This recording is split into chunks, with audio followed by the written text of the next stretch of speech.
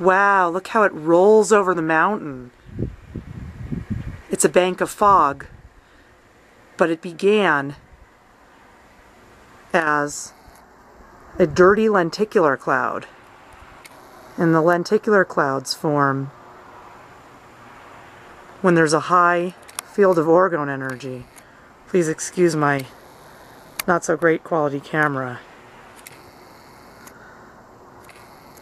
But you can see how it rolls right over the mountain. Fog is a transmutation. The DOR actually lifted, and this came out of it.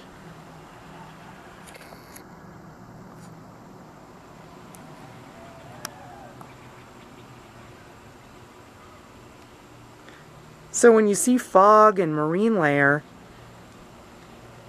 you may be surprised, but it's not a random occurrence. It's something that happens when energy changes, when DOR, deadly radiation, is neutralized by the natural orgone of the earth. And in this case, mountains do a great job of that because of their shape, like a pyramid, and the fact that they're made out of quartz. These mountains are completely filled with quartz. I'm going to include a few snapshots because I know this video is kind of coming out blurry. So I'm going to get some snapshots and you can see just how the fog is a transmutation.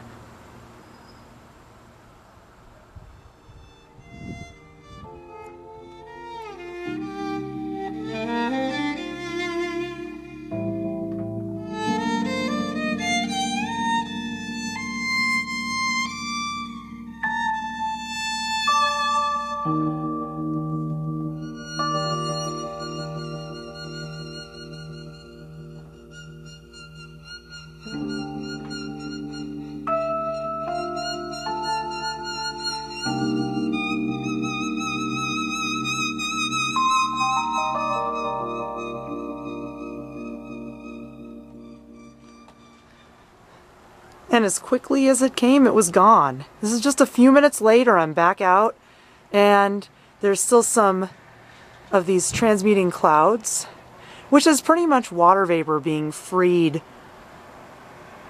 and funneling upwards, because orgone energy is spiraling, and it releases the pollution from the water, or it releases the water from the pollution, I should say. When you change the charge of the atmosphere and it's healthy and negatively ionized, we have pollution lifting, clearing, and we have the hydrogen bonds forming between water molecules. And that's happening because the sky is negatively ionized. When it's positively ionized, then the deadly energy, mostly coming from cell phone towers and things of that sort, it positively ionizes the atmosphere. And in a positively charged atmosphere, you will have pollution lingering, unable to be moved away from the earth, and you will have the inability of the hydrogen bond to form between the water molecules. So that's why you'll have those flat, spread out, white, hazy skies, which people say is chemtrails spreading out, but it's much more complicated than that. It's mostly DORized water vapor. It's water vapor that cannot form into coherent clouds because of the positive charge of the atmosphere. Orgone energy is a negatively ionizing technology. So, again, here's another great example of how orgone energy is the solution to pollution and drought. I couldn't resist coming out one more time because now it's almost completely gone. And that's another thing about the transmutation process, is it takes time, it has a certain look to it, and so people who look at this stuff and they get all scared because they say it's chemtrails, need to understand that this is what it looks like as it cleans up. And the earth naturally cleans it, but we need to help. We need to help because the land has been gridded with deadly energy sources that positively ionize the atmosphere, DORize it with deadly radiation, and make it stay polluted and keep it from raining. But when we ORize by neutralizing the towers with orgonite, we see a total transformation where pollution is lifted. As you can see, there's more in the distance lifting. I'm going to try to zoom in. It's happening again over here.